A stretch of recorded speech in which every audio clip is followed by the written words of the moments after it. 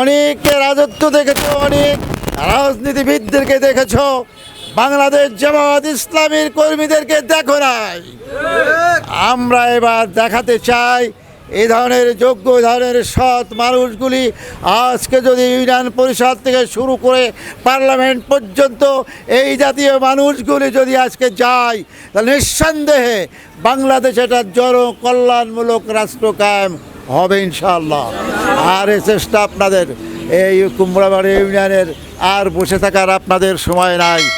এলাকায় চলে যাবেন, ঘরে ঘরে যাবেন, বাড়ি বাড়ি যাবেন, মহল্লায় ঘুরবেন, দাওয়াত অভিযান করবেন, সংগঠন মজবুত করবেন, মানুষের কাছে এই দাওয়াত পৌঁছে দিতে হবে। আসো ভাই, আমরা আপনাদের সাথে থাকতে চাই, আমরা আপনাদের সাথে থাকতে চাই, আমরা আপনাদের সাথে থাকতে চাই।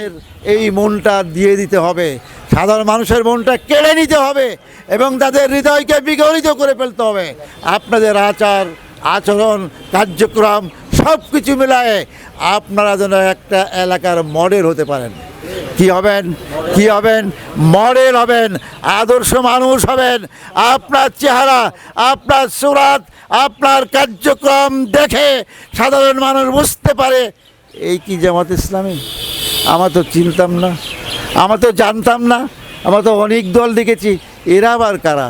এই চরিত্র যদি আপনি সমাজের প্রতিবেশী, মহল্লা, গ্রামে, বাড়িতে যদি আপনার এই মডেল যদি আপনি তুলে ধরতে পারেন, ইনশাআল্লাহ আগামী দিনগুলি আপনাদের জন্য আসছে। কাদের জন্য আসছে? সাহায্য কার? বিজয় দিল কে? আলহামদুলিল্লাহ, আলহামদুলিল্লাহ, আলহামদুলিল্লাহ। আল্লাহ যখন বিজয় দিয়েছে, বাংলাদেশের উপরে এখন ষড়যন্ত্রের দাবানল দাও দাও করে চলছে, ঠিক না? শয়তানরা বসে আছে, তারা কি বসে আছে? বিভিন্ন ষড়যন্ত্রে লিপ্ত হয়েছে। এই ষড়যন্ত্র রুখে দিতে হলে আপনার এই ইউনিয়নের থেকে শুরু করে প্রত্যেকটা জায়গায় আপনাদের সোচ্চার থাকতে হবে, জনতাকে সাথে নিয়ে। পারবেন না আপনারা? পারবেন না আপনারা? সাথে নিয়ে এই চক্রান্ত রুখে দিলে আল্লাহ সুবহানাহু ওয়া তাআলা আমাদের বিজয় দিবেন। দুটি কাজ: আল্লাহকে ভয় করা, ধৈর্য সহকারে কাজ করা। কাকে ভয় করা? আল্লাহকে ভয় করা, ধৈর্য সহকারে কাজ করা। করে যান, ইনশাআল্লাহ আল্লাহ আমাদের সাহায্য করবেন। এই বিশ্বাস রেখে আমি আমার আলোচনা শেষ করছি। আমা তৌফিক ইল্লা বিল্লাহ। আসসালামু আলাইকুম ওয়া রাহমাতুল্লাহ।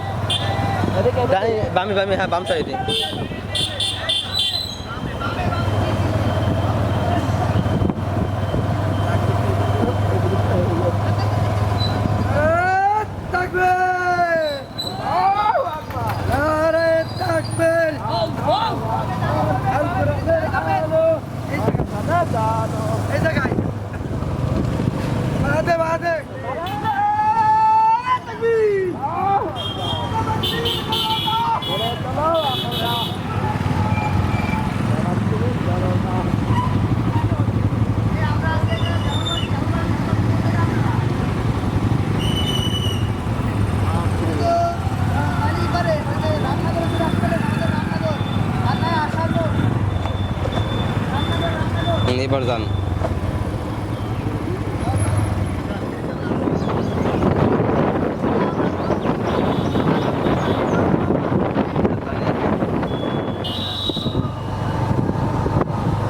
দাঁড়াতে হবে। আসসালামু আলাইকুম।